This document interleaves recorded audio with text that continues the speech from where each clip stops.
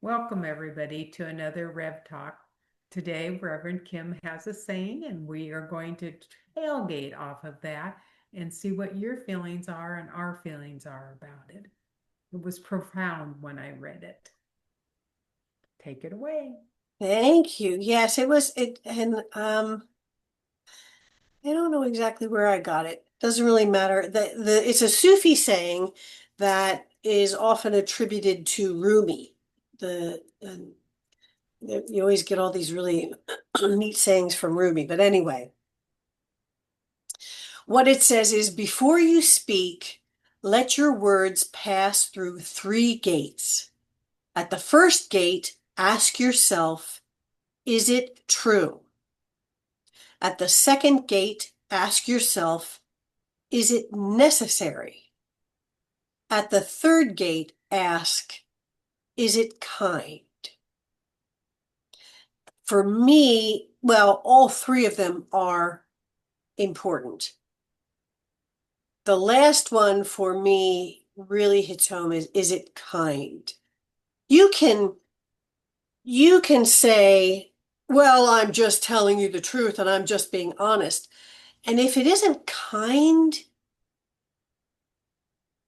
then it's damaging. So for me, but I think all three of them, I'm gonna have to pull it up here again and look at it again. I was just going to say, I'm going to write them down too. Is it true? Is it necessary? And is it kind?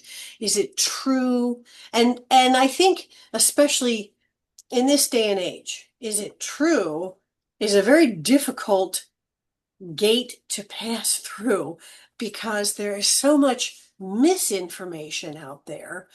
Things are being posted and oh, did you hear this? Or oh, so and so, or this is what happened, or is it true?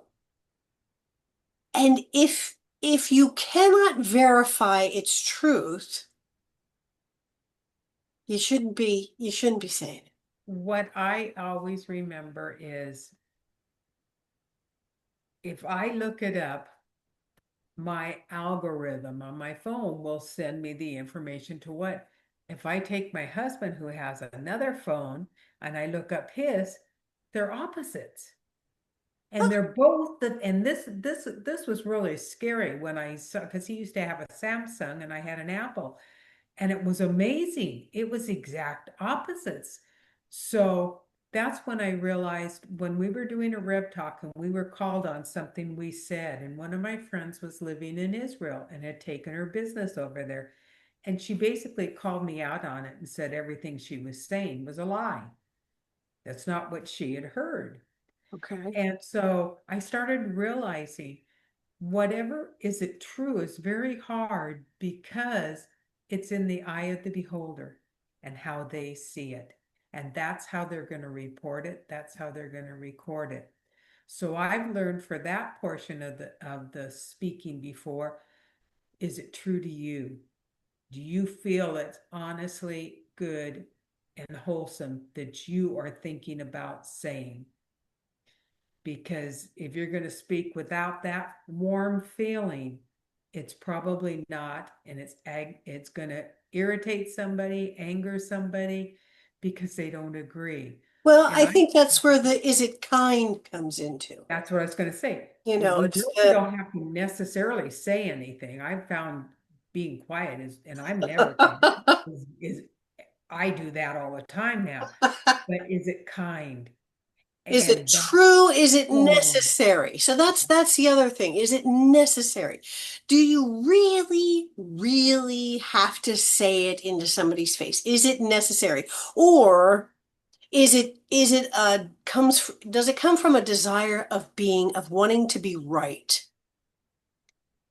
So that's where the is it necessary? That's where you have to stop yourself and ask.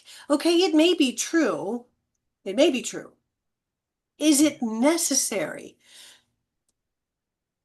You're exactly right because it's usually 9 out of 10 times I want the last word. I want to be right. Yes, And I'm learning now it's not important.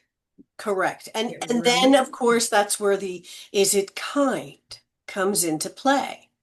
Yes, it may be true. And there might be this desire. It might be necessary. Is it kind? And if it isn't, don't say it. You can rationalize, is it kind? For example, if somebody's always overspending and says they're not overspending, just an example, and you give them 15 examples, they can rationalize, and those are all necessities. So you weren't being kind, trying to help them see that. You were trying to be kind to yourself so it wouldn't bother you anymore. Right. Oh, So that's again, good. it's better just to just sit there and listen. And then you become a good listener. Hmm. And then you learn how to get rid of all the negativity and you become a better person. Well, and this is the other thing that I have said. I think I've said this before, and I remember I've talked to you about that in my own experiences in my life. And I just recently I laugh because it was in a conversation with a family member, and they were so wholeheartedly in agreement with me, and I just had to shake my head. But what I said was, and I've said this before, is that you don't have to like it. Okay, you don't have to like it. You don't have to agree with it. You do, however, have to honor it because it is somebody's life. It is their choice. It is their journey. You have to honor it. And they were agreeing with me, and I thought, oh, that's ironic. It's the same principle. Is it true? Is it necessary? Is it kind?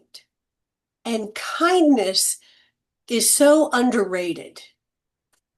Oh, People think kindness means weakness, and it doesn't. Kindness takes more strength of will than just blurting out and saying, well, I'm just being honest. Well, because why? You want to be right? Because you're not being kind.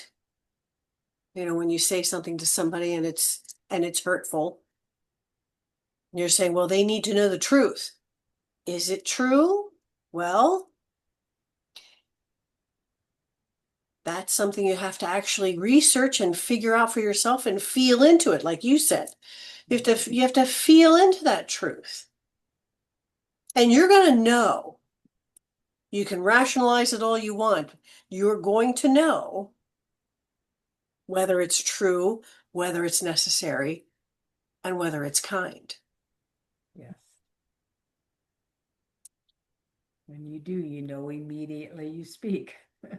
Well, yes, yes, that's very true. And what you said was just amazing. That you feel into it. I And agree. that's where the truth comes. It it's factual, but like you said, there were like polar opposites on the research. Yeah. That's interesting. Yeah. Try that. Just take one of your, like with your sisters or somebody else has a different phone Yeah, and just ask the same question. that's interesting. I would Yeah. That never amazed really me too. noticed that. That is interesting. So what do you think, my dear? I think we should speak with love and kindness. I agree. I agree. So with that, we want to thank you for joining us on another Rev Talk. And we want to remind you to be gentle with yourself and to be kind to yourself. And to remember that you are unique in all the universe. There will never be another just like you in all of space and time. You are powerful, you are cherished, you are loved. And without you, the song of the universe would be incomplete. Until next time, my friends, be well.